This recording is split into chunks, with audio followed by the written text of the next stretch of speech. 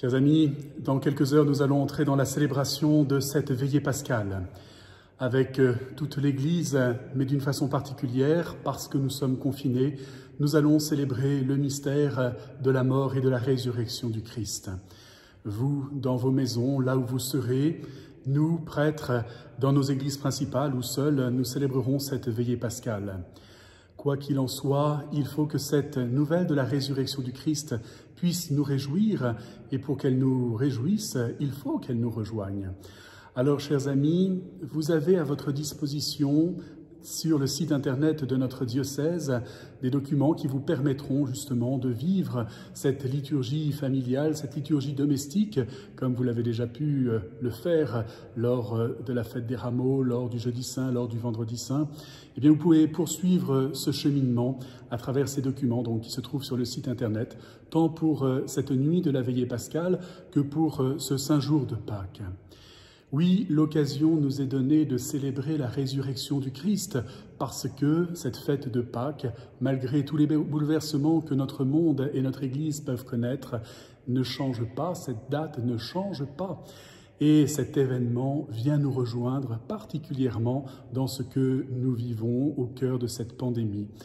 Nous nous unirons bien évidemment encore et toujours à tous les malades, à toutes leurs familles, à tous les professionnels de la santé, tous ceux qui sont impactés plus directement que nous encore par cette pandémie.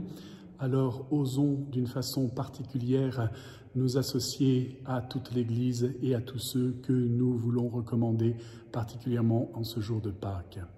Et pour reprendre l'encouragement de notre évêque qu'il nous a donné mercredi dernier, puissions-nous nous saisir de cette fête de Pâques pour rebondir dans ce qui fait notre quotidien aujourd'hui tellement bouleversé.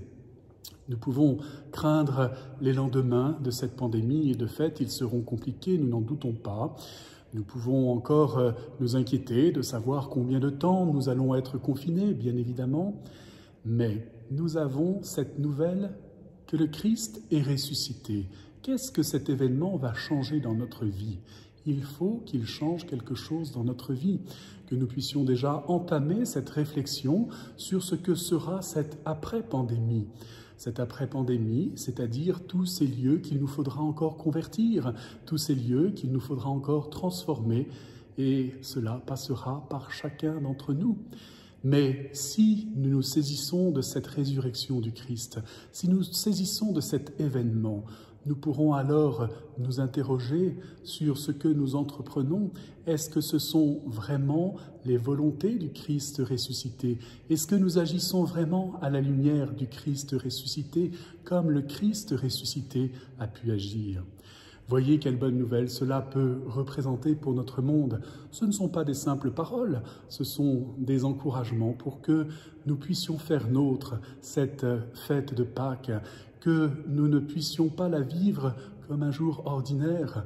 Aujourd'hui, nous enchaînons jour après jour dans nos maisons, dans un quotidien parfois difficile de fait, mais en même temps, il faut quand même marquer les jours, il faut marquer ce jour de Pâques.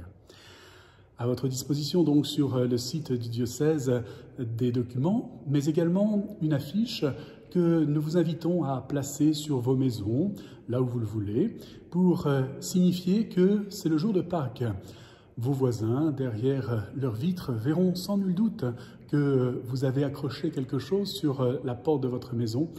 Et ainsi, c'est une façon de leur souhaiter joyeuse Pâques, mais aussi de leur annoncer que le Christ est ressuscité.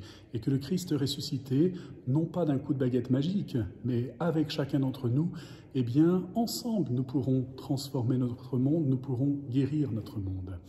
Alors, je vous invite donc à afficher cela. Et puis, dans votre promenade quotidienne qui ne dépasse pas 1 kilomètre, eh bien, vous aurez sans doute plusieurs maisons dans lesquelles vous pourrez déposer cette nouvelle de Pâques.